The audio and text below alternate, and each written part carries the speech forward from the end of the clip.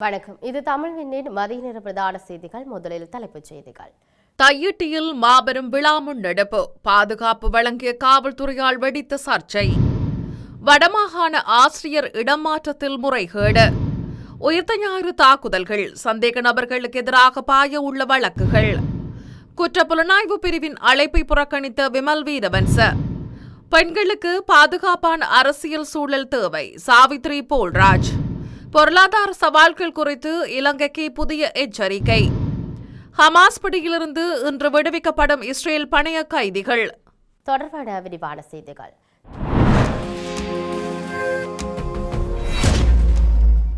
யாழ் தையிட்டி திசவிகாரையில் காவல்துறையினரை முழுமையான பங்களிப்புடன் விழா ஒன்றுக்கான ஏற்பாடுகள் முன்னெடுக்கப்பட்டு வருவதாக தெரிவிக்கப்படுகின்றது. இன்றைய நாள் குறித்த விழா இடம்பெற உள்ளதாக தெரிவிக்கப்படுகின்றது. இந்த விவகாரம் பொதுமக்கள் மத்தியில் பெரும் விசனத்தை ஏற்படுத்தியுள்ளது. தையிட்டி திசவிகாரைக்கு இன்னும் ஓரிரு வாரத்திற்குள் தீர்வு வழங்கப்படும் என்று அமைச்சர் பிமல் ரத்நாயக்க தெரிவித்திருந்தார். தீர்வொன்றை எட்டுவதற்கான பேச்சுவார்த்தைகள் காணிகளின் உரிமையாளர்களுடனும் மற்றும் விகாரையின் நிர்வாகத்துடனும் இடம்பெற்று வருகின்றன.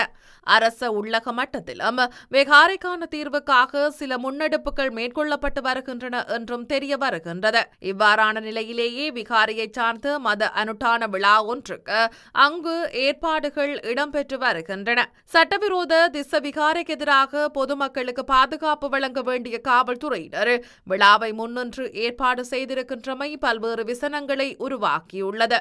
திச விகாரையில் இடம்பெறும் முன்னெடுப்புகளை வலிகாமம் வடக்கு பிரதேச சபை உறுப்பினர்கள் சிலர் சென்று பார்வையிட்டுள்ளனர். இதன்போது ராணுவத்தினரும் காவல்துறையினரும் மற்றும் புலனாய்வாளர்களும் பிரதேச சபை உறுப்பினர்களை அச்சுறுத்தும் வகையில் செயற்பட்டதுடன் மற்றும் ஒளிப்படங்களையும் எடுத்துள்ளனர். அத்தோடு பலாலி காவல் நிலையத்தின் புதிய பொறுப்பதிகாரி அங்கு விரைந்து சென்று பிரதேச சபை உறுப்பினர்களின் தேசிய அடையாள அட்டையை வாங்கி பெயர் விவரங்களை பதிவு செய்து சென்றுள்ளார் எனவும் தெரிவிக்கப்படுகின்றமை குறிப்பிடத்தக்கது. வடமாகாண கல்வி திணைக்களத்தால் சமீபத்தில் வெளியிடப்பட்ட சேவையின் தேவை கருதிய ஆசிரியர் இடமாற்ற பட்டியலில் இடம்பெற்றுள்ள முறைகேடுகள் குறித்து இலங்கை ஆசிரியர் சேவை சங்கம் கடுமையான கவலை வெளியிட்டுள்ளது. இச்சங்கத்தின் உப செயலாளர் காரலசிங்கம் பிரகாஷ் நேற்று யாழ்ப்பாணத்தில் நடைபெற்ற விசேட ஊடகவியலாளர் சந்திப்பில் கலந்து கொண்டு உரையாற்றும் போது இதனை தெரிவித்துள்ளார். இறுதியாக வடமாகாண கல்வி திணைக்களத்தால் வெளியிடப்பட்ட இடமாற்ற பட்டியலில் பெயர் குறிப்பிடப்பட்டுள்ள ஆசிரியர்கள் உரிய நிர்வாக நடைமுறைக்கேற்ப தங்களுடைய மேன்முறையீடுகளை அதிபர் ஊடாக வலியம் அல்லது மாகாண கல்வி திணைக்களத்திற்கு சமர்ப்பித்து தீர்வினை பெற முடியும். ஆசிரியர்களுக்கான நியாயங்களை பெற்றுத்தர இலங்கை ஆசிரியர் சேவை சங்கம் எப்போதும் முன்னின்று செயற்படும். அதேவேளை இடமாற்ற சபையில் இடம்பெற்ற சில நடவடிக்கைகள் குறித்து அவர் கடும் விமர்சனங்களை முன்வைத்தார். தமிழ் தேசிய மக்கள் முன்னணியுடன் தொடர்புடைய இலங்கை ஆசிரியர் சங்கத்தின் முக்கிய பதவியாளர் ஒருவர் தனது சகோதரிக்காக தன்னிச்சையாக செயல்பட்டு பொய்யான கருத்துக்களை பரப்பி ஆசிரியர்களை தவறாக வழிநடத்த முயற்சித்துள்ளார். இதனால் ஆசிரியர்களும் மாணவர்களும் பாதிக்கப்படுகின்றனர். இவ்வாறான செயல்கள் வடமாகாண கல்வியை சீரழிக்கும் நோக்கத்துடன் மேற்கொள்ளப்படுவதாகவும் கல்வி அமைச்சின் நம்பகத்தன்மையை பாதிப்பதாகவும் அவர் தெரிவித்துள்ளார். உயிர்த்த ஞாயிறு தாக்குதல் தொடர்பாக தற்போதைக்கு தடுத்து வைக்கப்பட்டுள்ள சந்தேக நபர்களுக்கு எதிராக மேலும் பல வழக்குகள் விரைவில் தாக்கல் செய்யப்பட உள்ளதாக தெரிய வந்துள்ளது. உயிர்த்த ஞாயிறு தாக்குதலின் பிரதான சூத்திரதாரியாக கோட்டாபய அரசாங்கத்தினால் பெயரிடப்பட்ட நௌஃபர் மௌலவி உள்ளிட்ட 24 பேர் தற்போதைக்கு 6 வருடங்களாக விளக்கமறியலில் வைக்கப்பட்டுள்ளனர். அவர்களுக்கு எதிராக 13,000 பக்கம் கொண்ட குற்றப்பத்திரிகை மூலம் 1000க்கும் மேற்பட்ட குற்றச்சாட்டுகளின் கீழ் வழக்கு தாக்கல் செய்யப்பட்டு விசாரணைகள் நடைபெற்று வருகின்றன. குறித்த வழக்கு கொழும்பு உயர்நீதிமன்றத்தின் 3 விசேட நீதிபதிகள் அடங்கிய ட்ரையல் அட்பார் அமர்வின் முன்பாக விசாரிக்கப்பட்டு வருகின்றது. இந்த நிலையில் குறித்த சந்தேக நபர்களுக்கு எதிராக தகவல்களை மறைத்தல், விசாரணைகளை வேண்டுமென்றே காலதாமதம் செய்தல் உள்ளிட்ட பல்வேறு குற்றச்சாட்டுகளின் கீழ் மேலும் பல புதிய வழக்குகள் விரைவில் தாக்கல் செய்யப்பட உள்ளதாக தெரிய வந்துள்ளது. தேசிய சுதந்திர முன்னணியின் தலைவர் விமல் வீரவன்சவை நேற்று காலை 10 மணிக்கு தங்காலை பிரிவு குற்றப்புலனாய்வு பிரிவுக்கு வருமாறு கேட்டுக் கொள்ளப்பட்ட போதிலும் அவர் வரவில்லை என்று காவல்துறையினர் தெரிவிக்கின்றனர்.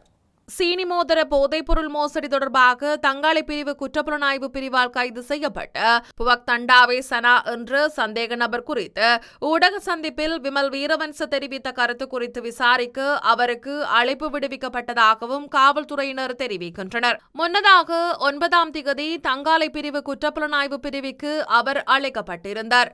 அன்று அவர் ஒரு வழக்கறிஞருடன் வந்து வாக்குமூலம் அளித்துவிட்டு வெளியேறினார். அந்த அறிக்கையில் வெளிப்படுத்தப்பட்ட உண்மைகள் போதுமானதாக இல்லாததால் வீரவன்சவை நேற்று தங்காலை குற்றப்புலனாய்வு பிரிவிற்கு மீண்டும் அழைக்கப்பட்டு விசாரிக்கப்பட்டு மேலும் வாக்குமூலம் பெற முடிவெடுக்கப்பட்டது.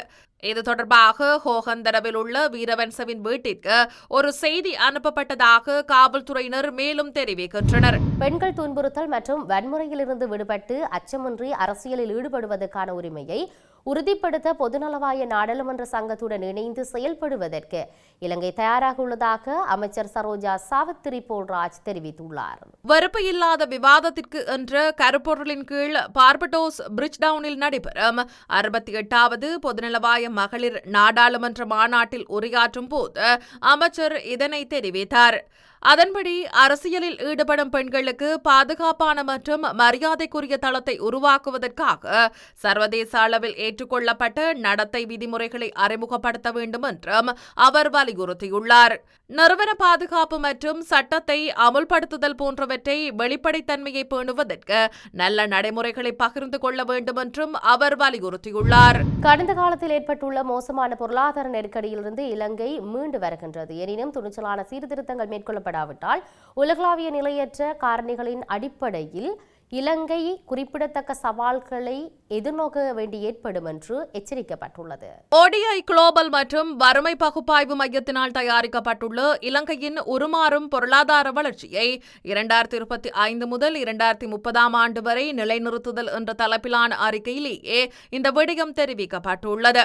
மத்திய வங்கியின் முன்னாள் ஆளுநர் இந்திரஜித் குமாரசாமி, மத்திய வங்கியின் தற்போதைய உதவி ஆளுநர் சந்திரநாத் அமரசேகர, மத்திய வங்கியின் முன்னாள் ஆளுநர் பேவெட் பெர்னாண்டோ மற்றும் கொழும்பு பல்கலைக்கழகத்தின் ஓய்வு பெற்ற பேராசிரியர் ஸ்ரீமல் அபேரத்ன ஆகியோர் அடங்கிய ஒரு சுயாதீன ஆராய்ச்சி குழுவினால் இந்த அறிக்கை வெளியிடப்பட்டுள்ளது.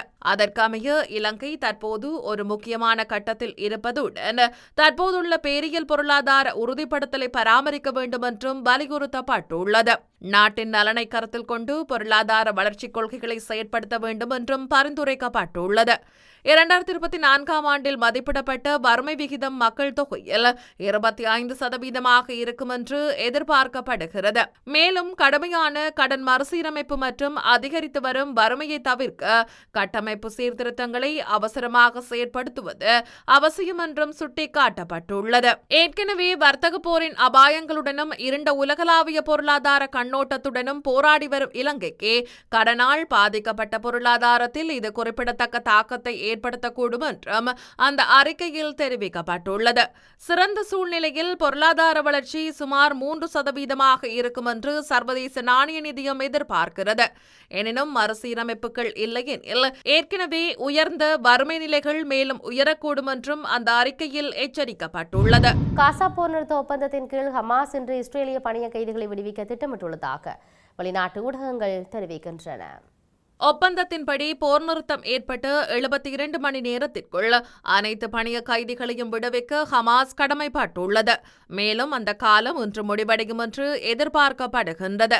இதற்கிடையில் பணிய கைதிகளை விடுவிப்பது நேற்று நள்ளிரவில் தொடங்கும் என்று இஸ்ரேலிய துணை வெளியுறவு அமைச்சர் சரோன் ஹஸ்கெல் நேற்று ஒரு செய்தியிடம் தெரிவித்திருந்தார்.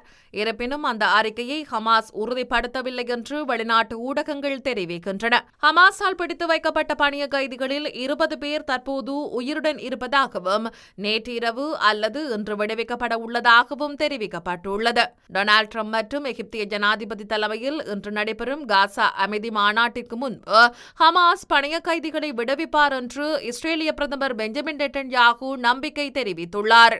மேலும் பணிய கைதிகளை ஏற்றுக்கொள்ள தயாராக இருப்பதாகவும் அவர்களுக்கு தேவையான மருத்துவ சிகிச்சையை வழங்க மருத்துவமனைகள் தயாராக இருப்பதாகவும் கூறியுள்ளார்.